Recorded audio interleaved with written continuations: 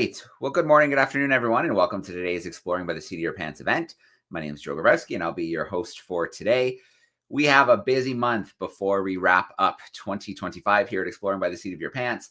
We have a ton of live lessons still to come your way before the holidays. So if you visit exploringbytheseat.com, you can find all those live events, join with your classrooms, and then we'll probably put out another newsletter over the weekend as well, which will have the final updates before the holidays. So today we are going to talk a little conservation. And I can't think of a better story than this story that we're going to talk about, the Darwin's frog. So found in the rainforests of southern Chile, the Darwin's frog is fighting for its future.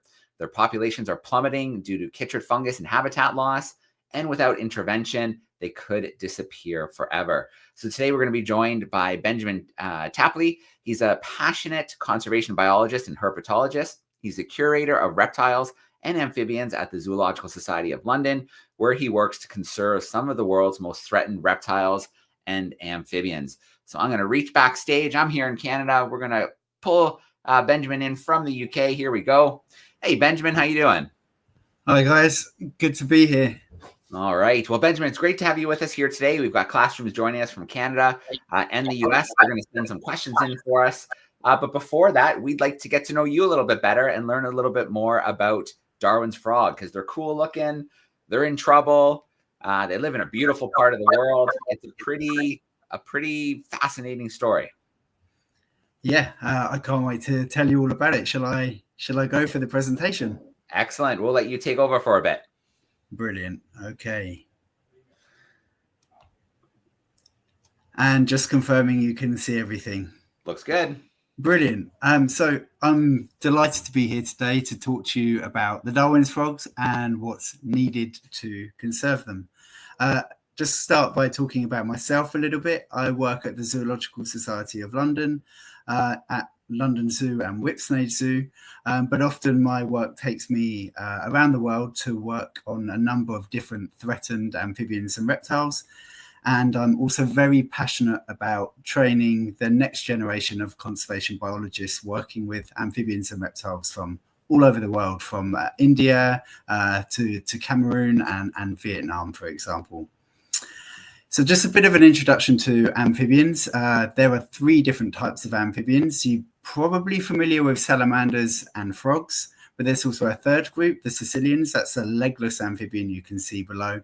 And there are over 9,000 different types of amphibians. And many people ask me, what is an amphibian? So typically they're tied to water for their breeding. They have a biphasic life cycle. So that means they're often tadpoles that metamorphose into frogs or salamanders. And also they have kind of permeable skin. So this means their skins can absorb things. They can drink through their skin and absorb minerals through their skin. And they're really in big trouble. Amphibians are the most threatened group of vertebrates on the planet, mostly threatened by habitat loss.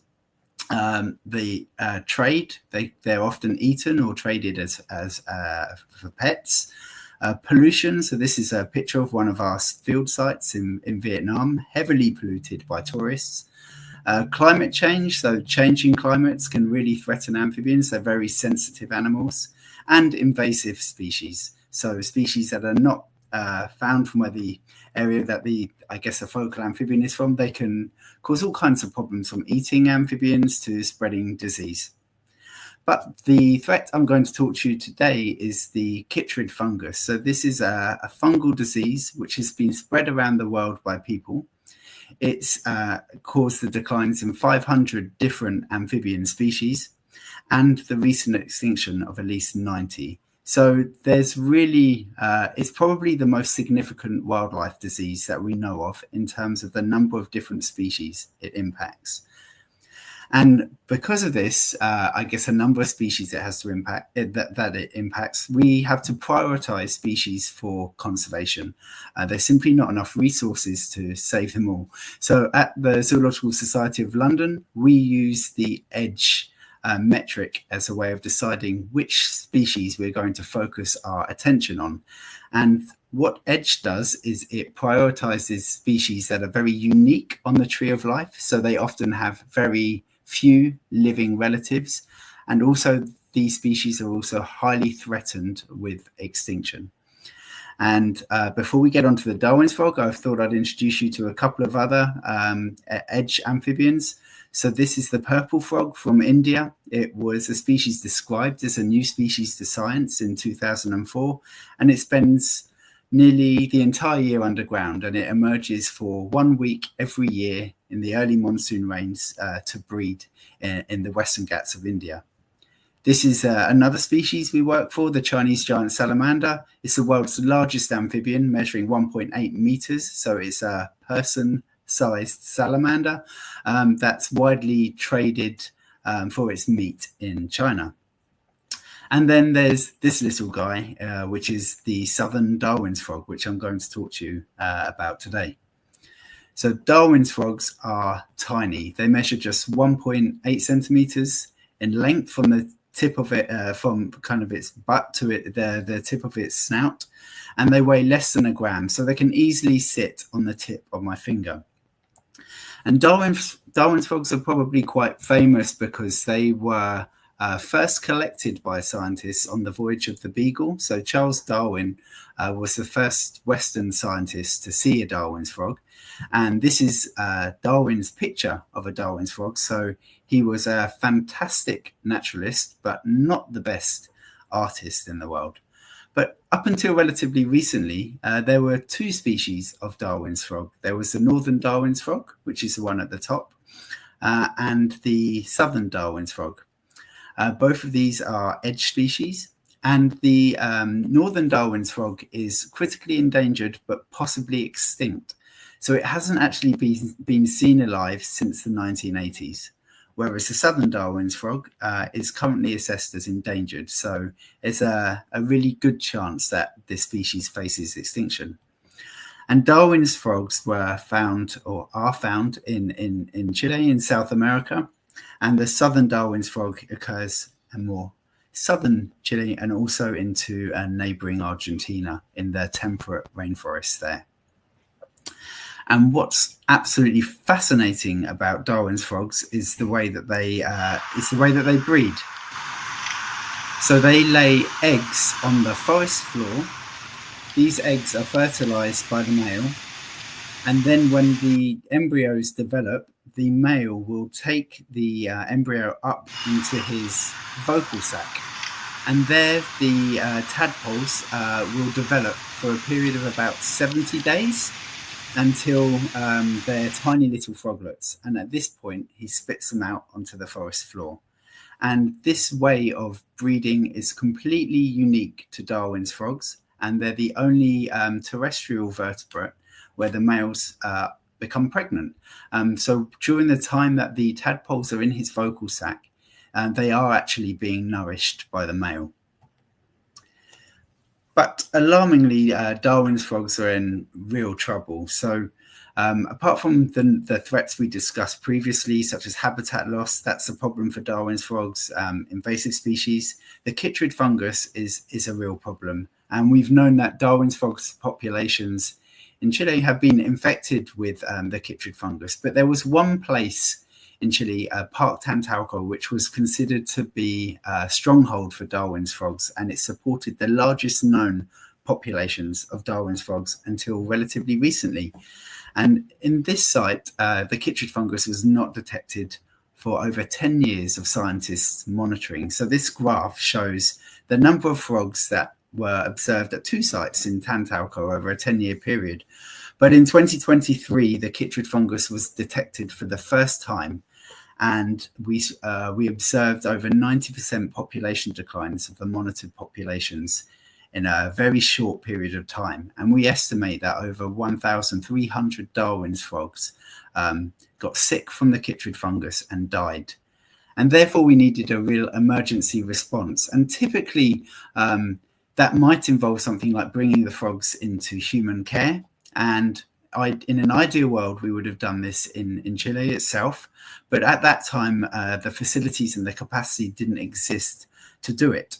And because we've been working on Darwin's frogs at the Zoological Society of London for over 15 years, we sent a team out to Chile to work with a local non-government organization called Juanita de Darwin. So this is a Chilean organization that works to conserve Darwin's frogs. And the idea was to try and rescue some of the frogs to bring them into captivity where they would not be infected with chytrid fungus, so we could breed them for a reintroduction program at a later date. And this was no easy challenge. Darwin's frogs, as I said before, are really, really tiny, and this is the kind of habitat they live in. It's temperate rainforest, which is covered in moss, really, really dense habitat where it's very difficult to see a very, very small frog. And after several days of searching, the team hadn't found a single frog, and we were growing very concerned. But eventually, they found a couple of sites where frogs still remained, and they managed to collect 53 frogs from the forests of Parque Tantauco. And then there was a consultation period. So to take the frogs out of Chile to London, we wanted to involve the local community and get their opinions about whether they thought that this was a good idea to do for the conservation of the species, and they were in agreement. And so after collecting the frogs, we had to check that they were disease-free, they were healthy, that they didn't have the chytrid fungus. And so we do that by putting a swab on a frog, we rub it over its skin, and then these swabs were flown by a small plane to our partners on the mainland, where they worked in their labs to see if they could find any of the fungal spores from the chytrid fungus on the skin of the frogs. Unfortunately, these frogs were given a clean bill of health and they were allowed to travel. And this was a really challenging process because the frogs are tiny. They're really, really sensitive to things like temperature change. So in the middle picture, you can see the box here where the frogs were packed individually in these small plastic tubes. And the blue squares you can see in that box are ice packs to make sure that the frogs didn't overheat on the journey. In the meantime, we had to prepare everything at London Zoo.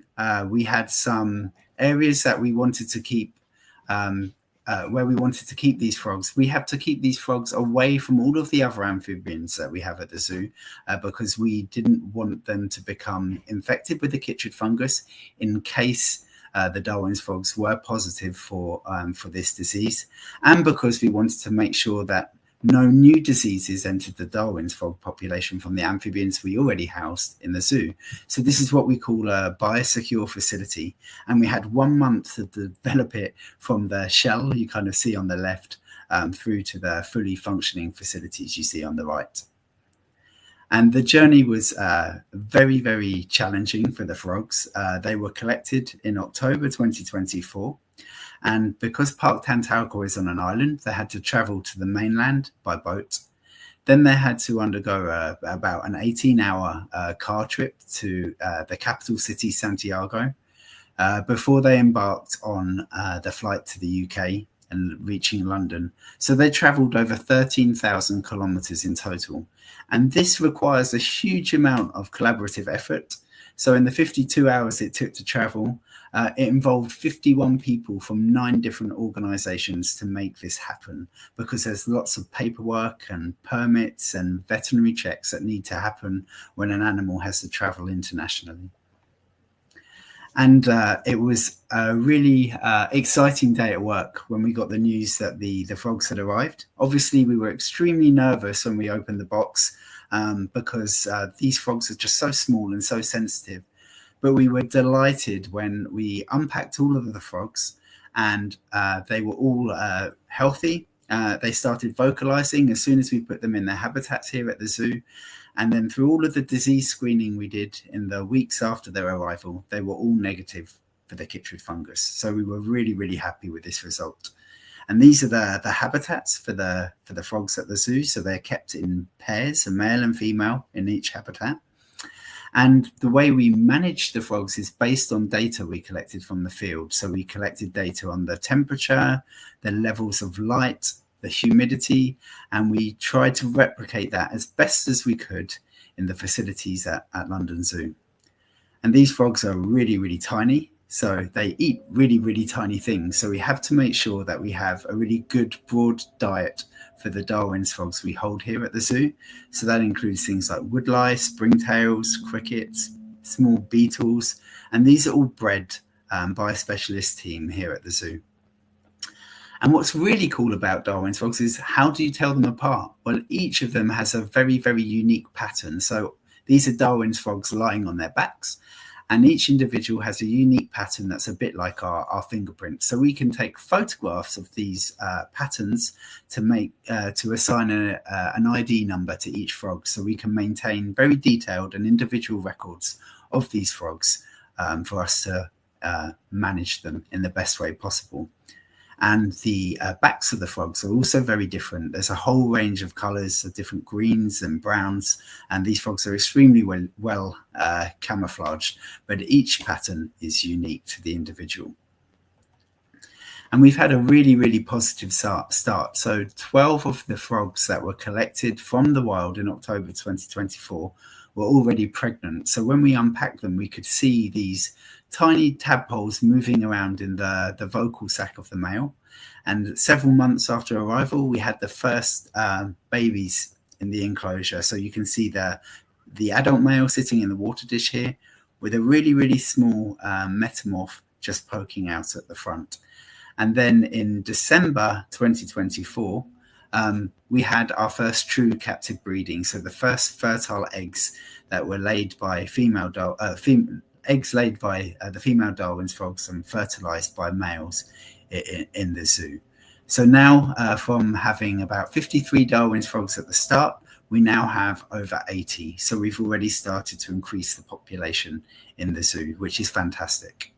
And here's just a really great image showing you the size of a Darwin's frog when it's kind of spat out by the male. So it's about 5 millimeters, a bit, I guess, approximate to a large grain of rice. So we now have the frogs in the zoo, but what does that do for their conservation? Obviously, it means that there are individuals from this population that are surviving. But what we really want to see is the population in Parque Tantalco in Chile recovering. So to do this, we're continuing to monitor the populations and better understand the spread of the chytrid fungus. But we're also creating little froggy reserves. So we're building fences that will exclude frogs that are not Darwin's frogs. And from inside these fenced areas, we're also removing all the other frogs that are not Darwin's frogs. There's a couple of different species that occur in Parque Tantalco. And these frogs are probably reservoirs of infection. So they may not get sick from the chytrid fungus, but they could carry the chytrid fungus and spread it to Darwin's frogs. So by removing the other frogs from the habitat and putting just the Darwin's frogs here, we're hoping that the population of Darwin's frogs can persist in Parque Tantalco, albeit in a slightly managed way. And we'll also be using frogs that are bred at London Zoo to repopulate these little froggy reserves that are being created. But we can also undertake research on the frogs that are held in London Zoo to better understand how to manage the chytrid fungus. So these two approaches, using the frogs in the zoos to generate new research, but also individual animals that can be sent back to Parque Tantalco, and also undertaking these, I guess they're more research conservation orientated interventions in the field, will hopefully help recover these really, really threatened populations. So this work would not be possible without a huge number of international partners, as well as a huge number of colleagues of mine at the Zoological Society of London. And I'd be happy to take any questions. All right. Whoops. There we go. I lost you for a second, Benjamin.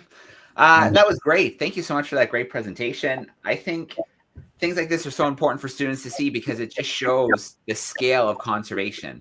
You know, what we have to do sometimes to protect these species. And they may seem small, but every species has a role in its ecosystem. They evolved, you know, over hundreds of thousands, millions of years. So yeah, it's so important that we're doing this kind of work to try and protect them. So what we're going to do, while you were presenting, Benjamin, I pulled together a little Kahoot quiz behind the scenes. Great. So we're going to give classrooms a chance to play the Kahoot quiz. So I'm going to share my screen quickly here. And we're going to get that Kahoot quiz front and center. There we go. So if you want to play some Kahoot in your classroom today, well, first of all, there's nothing you need to do. It's going to pop up on your screen right now. So you can play that way and shout out your answers to your teacher. If you have something with a Chromebook or tablet,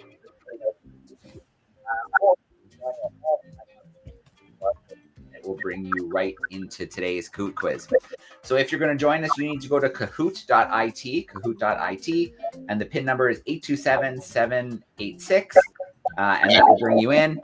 If it's on the screen in your classroom, then you're ready to go if you don't have the one-to-one tech, but I do see we're going to have a couple join us that way as well. If you are tuning in via YouTube, don't be shy to send in some questions via the chat. In fact, while we wait to see if a couple are going to join us directly, Benjamin, I've got a question here about how you came to work at the Zoological Society. That's a good question. I actually started off as a volunteer. In my previous job, I was working on a frog called the mountain chicken frog, which is a really threatened frog. And the Zoological Society of London needed someone to work in the Caribbean to develop a conservation breeding program there for the mountain chicken frog. So I obviously was really excited to apply for that. And that was my foot in the door for work at the London Zoo. All right. I've got a question here from Peel Virtual School. This is from Nico, wondering, well, obviously the Darwin frog is small, but there must be variation. So Nico's wondering, what's the biggest Darwin frog that you have in captivity? Yeah, at the zoo, the biggest frog we have is probably just under 2 centimeters. But actually, the population of Darwin's frogs from Park Tantalco are the smallest Darwin's frogs. There are populations on the mainland of Chile where the frogs get over 3 centimeters in size. There's a fair bit of variation. So yeah, great question. All right. We still have some groups trickling in, so I'm going to squeeze in one more question. You mentioned the Darwin frog. You mentioned one or two other examples as well at the beginning, but this group out in the Maritimes, out in Nova Scotia, wants to know what other reptiles or amphibians you've worked with at the society. Yeah, so Chinese giant salamanders, mountain chicken frogs. We're currently working on a new project with some frogs that are from Ghana, the Atawa slippery frog and Amphibians puddle frog. So these are two frogs where their entire population may go because there's going to be mining and maybe their entire habitat will be destroyed. So we kind of respond to the most urgent conservation need where we can. Yeah. And Benjamin, do you have any species right now that are only in captivity? They're not known to still be found in the wild? At the Zoological Society of London, we do. We have several partulus snails. So these are snails from Polynesia. We have the Socorro dove, which is a species from Mexico. And we have several different pupfish also found in Mexico. So these are species that are extinct in the wild. But reptiles and amphibians, we don't have any that are extinct in the wild. All right. Well, it looks like we're ready to play some Kahoot. So I'm going to hit start. We have true or false. We have multiple choice. The quicker you get that right answer in, the more points you're going to get. Here we go. First question, about how many species of amphibian are there? Was it around 2,000, around 4,500, around 6,500, or around 9,000 species of amphibian? So you have a little bit extra time because it is a multiple choice. You're down to 15 seconds. I see answers coming in already. Is it about 2,000 species, 4,500, 6,500, or as high as 9,000 or so species of amphibians? A couple more seconds to lock it in. All right. Good job, crew. Most students went with around 9,000. And Benjamin, I think that there's, judging by just the size of the Darwin frog, there's more to be found. I'm sure as we get into valleys and rivers and such. Yeah, you're exactly right. So I'm 40 years old, just a bit over 40, and in my lifetime, half of those 9,000 species of amphibian have been described as new species by scientists. So yeah, plenty more to be found. All right, that's got the agile unicorn in that top spot. We're going to a true or false. Amphibians are generally tied to water for their breeding. So what do you think? Characteristics of amphibians is one of them that they're generally tied to water for their breeding. True or false? A little shorter for true or false. You have 5 seconds left.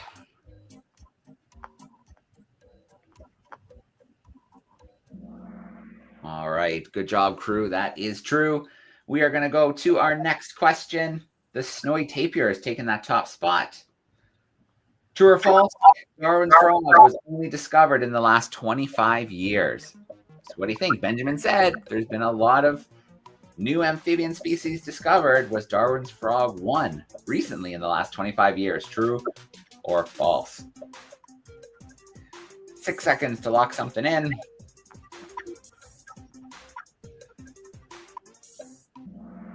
All right. Good job, crew. That is false. We know back in the 1800s, Voyage of the Beagle, Darwin was the one who spotted and drew that magnificent photo of that frog.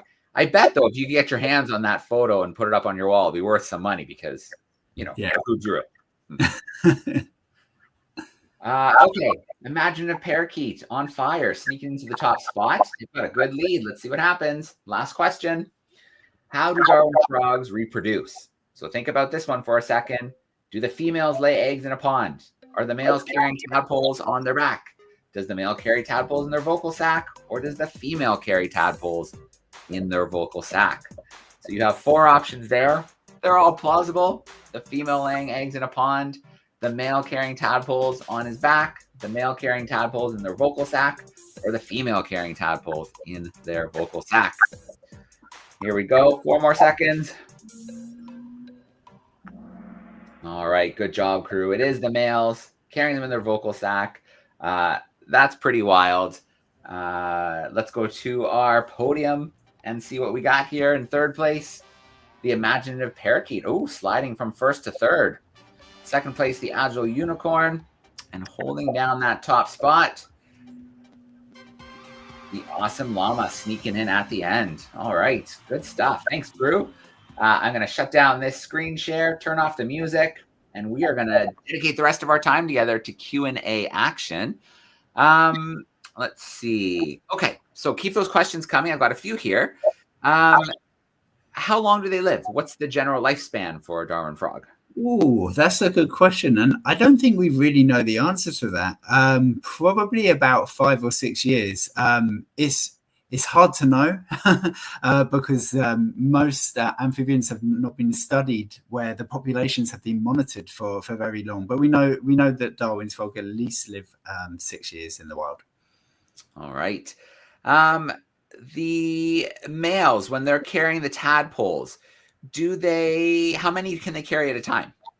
Yeah, it depends on the population, but the population from Tantalco is around 5 tadpoles at a time, but other populations, they can carry far more. But when the males are carrying the tadpoles, they become really, really round.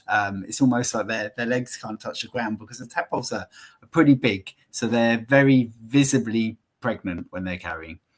All right. Okay, questions are flying in now. That's awesome. Okay, so let's grab another one here.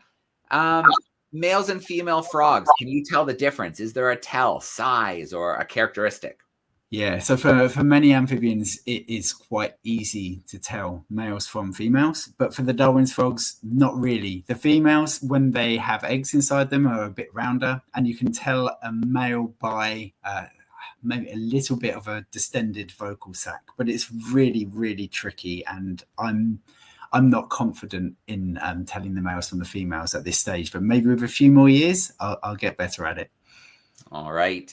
Do you have any plans in the future to return to collect more, or do you have a good enough population right now?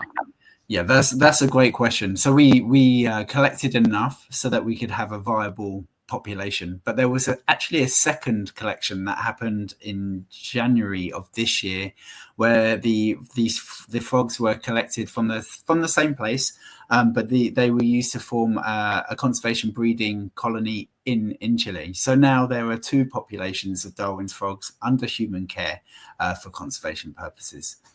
All right. Zamani would like to know, Zamani's in Miss Hill's class, how much food are you having to feed them in a day? Yeah, so we feed the Darwin's frogs 3 times a week in the summer, and each frog will get about 5 food items, so 5 crickets or 5 flies or 5 beetles. So they don't eat as much, or they don't need as much from their food as, say, a mammal or a bird, because they're really, really energy efficient animals. So yeah, 3 times a week, about 5 items each time. All right. And then where you're housing them right now, I think we've got a student trying to envision it. Is it a large enclosure? Are they in little containers? How are they housed? So they're in glass enclosures that are 45 by 45 by 45 centimeters, so small cubes. And they're in a room which has a big viewing window in, so our zoo visitors can actually look into the facility. But it's really challenging for them to see such tiny frogs. Yeah. Yeah, it amazes me, how many you can house in one spot. I visited the zoo and did some filming with the northern corroboree frog. Yeah. They had like 700 in a refrigerated, I want to almost say like the back of a truck, like that size of space. And so they don't need a ton of space, and you can have a huge program going on in a really small space. Yeah, and they don't move around much, Darwin's frogs. You can literally go back and find the same frog within a meter of where you found it last year. They're pretty small home ranges too. All right. I like this question. Climate. How are you maintaining the proper climate for them? Yeah, that's a challenge. So we actually have to flip them over to the northern hemisphere seasonality, because it's different, and we didn't want our climate control to be battling with ambient conditions. So we have an air conditioning unit functioning at all times. Then we have 2 backup air conditioning units, because if that primary unit fails, we want to make sure that we're able to keep things cool enough. And then we have an air exchange fan, which is on a thermostat, so we can draw in cool air in the winter to really make the temperatures drop, because the Darwin's frogs don't need it warm. So in the winter it's about 7 degrees, and in the summer it gets up to about 18 degrees. All right. Selena would like to know, what's the most interesting animal that you've worked with in your career? Oh, they're all interesting, but I would say the Chinese giant salamander and Darwin's frog kind of take joint top spots. Darwin's frog, because their reproductive biology, just how it breeds, is just fascinating. And the Chinese giant salamander, just because the conservation problem is so complex, I feel like I've just learned a lot by working with that species. Yeah. So you touched on this already, but Aisha is curious to know a few more of the frogs that you're working with at the society. Yeah, sure. We also work with a frog called the Lake Oku clawed frog. So this is a tiny aquatic amphibian that occurs in a single volcanic crater lake in Cameroon. This lake is about 2 kilometers squared, and that's the only place in the world, other than at London Zoo, where it can be found. And it's another species that's threatened by habitat loss and pollution. And we also work with the Vietnamese mossy frog. So this is a frog that looks almost exactly like a piece of moss. You could be looking for it and just not see it. Just a master of camouflage. All right. Sultan wants to know your favorite part about the Darwin frog species. I have a guess, but I want to hear what it is. Yeah, I think it's the way they breed. So actually just seeing, you can see the tadpoles wriggling around in the male's throat. And when I saw that, when we unpacked the animals when they arrived, it blew my mind. Yeah, very cool. Angela in grade 7 wants to know how long the male has the tadpoles in the vocal sac. Yeah, it's about 70 days, but depends on the temperature. But yeah, typically about 70 days. Okay. And then so 2 centimeters is really small. do frog species get smaller than that? They do. The smallest frog or on record is much less than half the size of that. But they also get much bigger too. So the biggest frog in the world is the Goliath frog. So that's kind of 4 kilograms, about that size, and can jump about 4 meters. So there's a huge variety of shapes and sizes of frogs. Yeah. So we know that they have predators. So what are some of their predators? And then you just mentioned the Goliath frog and its jump. Does the Darwin frog have a reasonably good jump if it needs to? Darwin's frogs can probably jump, I'd say maybe 10 centimeters, which doesn't sound very much, but when you think about the size of the frog, it's still a decent jump. In terms of their predators, they would probably be things like invertebrates, potentially other frogs and birds, but I'm not sure of any actual records of what the predators of the Darwin's frogs are. All right. And so, Benjamin, when is your next field work? Do you know where you're heading next? Ooh, I'm probably heading off to Vietnam next summer. That's to work on 2 really, really rare frogs that are found on the summit of Vietnam's highest mountain called Mount Fansipan. We've been working there for about 10 years. So, yeah, I'm really excited to go back and work with the team and see how many frogs are left. All right. And so you probably don't have a typical day, but I think this group here is just trying to get a feel for what a day looked like for you. Yeah, very, very varied. I am now largely office-based. So a lot of it is answering emails, writing funding proposals so we can do the conservation work. I also do a bit of teaching, so teaching students about amphibian conservation, and then just troubleshooting. So we have a really great team of keepers here at the zoo. So just making sure that we're on track for our breeding plans, maybe speaking about which animals we're going to move out of the zoo, which animals we're going to get in, and then also writing up our research. So every day is really, really varied, but yeah, great to do the job that I do. Okay. I like this question. So obviously you've been out in the field. Have you ever discovered a new species? And then what would you classify as the rarest species you've maybe seen in the wild? Okay, so yes, I mentioned that I'm going to Vietnam next year. At this field site, we have found 9 new species. So 9 species that were not described by scientists previously. So there were horned frogs, leaf litter frogs, and a toothed toad, and torrent frogs. So these are, yeah, really, really cool to find so many new species at one site. The second question you'd have to repeat again. Oh, sorry. Rare. What would you consider the rarest species you've seen? The rarest species I've seen is the mountain chicken frog. That is currently only recorded as surviving on the islands of Montserrat and Dominica in the Eastern Caribbean, and we estimate that there are less than 40 individuals left in the wild. All right. I've got a request to say hi to someone's classmate, Joanna. Apparently she really loves frogs. So shout out and hi to Joanna. When you have the frogs, how do you make a decision how to pair them up? Yeah, that's a good question. So at the moment, we've made the assumption that the frogs that we collected are not related to each other, but we don't know that for sure. And we don't want to be pairing related individuals together. So recently we took samples from each frog from the roof of their mouths. So you put a swab inside the frog's mouth, and we're going to be looking at the genetics to actually see whether the animals are related or not. And we'll be mixing the animals based on the results of those genetic samples. Okay. So last question, I think, for today, Benjamin. And, there's nothing I love more than getting out with my camera gear and shooting at night, especially in rainforests and finding frogs and snakes and things like that.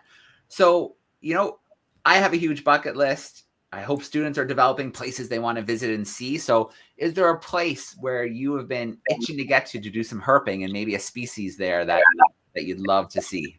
Oh, that's the world's just such a large place. I would say I have been to Cameroon, but I would love to go back to Cameroon, and I would love to see the hairy frog. So this frog, it's not very rare, but it's difficult to see. And during the breeding season, the males have these filaments of skin that look just like hair all over their hind legs, and that's something I'd love to see. All right, sounds pretty cool. Benjamin, if people want to check out the work that's being done at ZSL, where should they go? Where should we point them? Yeah, you can look at zsl.org, but I also encourage you to look at our YouTube channel, where there's a film on the Darwin's Frog project. It's called A Leap of Hope, Rescuing the Darwin's Frog. So yeah, check that out. And it's an enjoyable watch. All right, perfect. So we'll put those two up there, zsl.org and A Leap of Hope. Is that one more? No, it's a thank you. I've got a big thank you from Miss Hill's third grade class saying hey in the chat, and they hope you have many more amazing adventures to come. Thank you. So that's pretty cool. A shout out to all the classrooms today. Thank you for all those great questions. You guys really flooded the chat today. Thank you for playing Kahoot with us as well. And Benjamin, thank you so much. I know you've got busy days, so thanks for letting us steal a little bit of your time today and all the amazing work you're doing around not only Darwin frog, but so many other reptiles and amphibians who are on the edge. Oh, thanks for having me. It's been great to be here. All right. Thanks, everyone. Hope to see you in some more events throughout December. But for now, we're going to sign off for today. Thanks, everyone.